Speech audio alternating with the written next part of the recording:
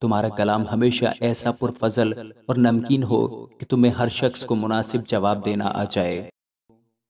خداوند کے زندہ اور پاک کلام میں سے پولس رسول کا خط کلسیوں کے نام، اس کا 4 باب۔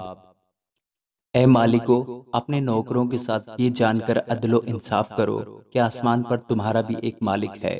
دعا کرنے میں مشغول اور شکر گزاری کے ساتھ اس میں بیدار رہو، اور ساتھ ساتھ ہمارے لیے بھی دعا کیا کرو کہ خدا ہم پر کلام کا دروازہ کھولے، تاکہ میں مسیح کے اس بھید کو بیان کر سکوں جس کے سبب سے قید بھی ہوں، اور اسے ایسا ظاہر کروں جیسا مجھے کرنا لازم ہے۔ وقت کو غنیمت جان کر باہر والوں کے ساتھ ہوشیاری سے برتاؤ کرو۔ تمہارا کلام ہمیشہ ایسا پرفضل اور نمکین ہو کہ تمہیں ہر شخص کو مناسب جواب دینا آ جائے۔ پیارا بھائی اور دیانتدار خادم تخیکس، جو خداوند میں ہم خدمت ہے، میرا سارا حال تمہیں بتا دے گا۔ اسے میں نے اسی لیے تمہارے پاس بھیجا ہے کہ تم ہماری حالت سے واقف ہو جاؤ اور وہ تمہارے دلوں کو تسلی دے، اور اس کے ساتھ انیسیمس کو بھی بھیجا ہے، جو دیانتدار اور پیارا بھائی اور تم میں سے ہے۔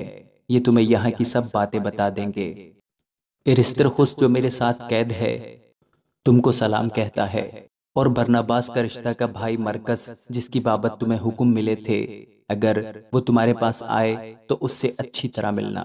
اور یسوع، جو یوستس کہلاتا ہے، مختونوں میں سے صرف یہی خدا کی بادشاہی کے لیے میرے ہم خدمت اور میری تسلی کا باعث رہے ہیں۔ اپافرس، جو تم میں سے ہے اور مسیح یسوع کا بندہ ہے، تمہیں سلام کہتا ہے۔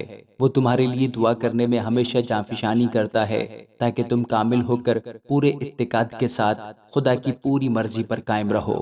میں اس کا گواہ ہوں کہ وہ تمہارے اور لودیکیا ہیراپلس کے لوگوں کے واسطے بڑی کوشش کرتا ہے۔ پیارا طبیب لوکا اور دیماس تمہیں سلام کہتے ہیں۔ لودیکیا میں کے بھائیوں اور نمفاس اور ان کے گھر کی کلیسیا سے سلام کہنا۔ اور جب یہ خط تم میں پڑھ لیا جائے تو ایسا کرنا کہ لودیکیا کی کلیسیا میں بھی پڑھا جائے، اور اس خط کو جو لودیکیا سے آئے تم بھی پڑھنا۔ اور ارخپس سے کہنا کہ جو خدمت خداوند میں تیرے سپرد ہوئی ہے اسے ہوشیاری کے ساتھ انجام دے۔ میں پولس اپنے ہاتھ سے سلام لکھتا ہوں۔ میری زنجیروں کو یاد رکھنا۔ تم پر فضل ہوتا رہے۔ آمین۔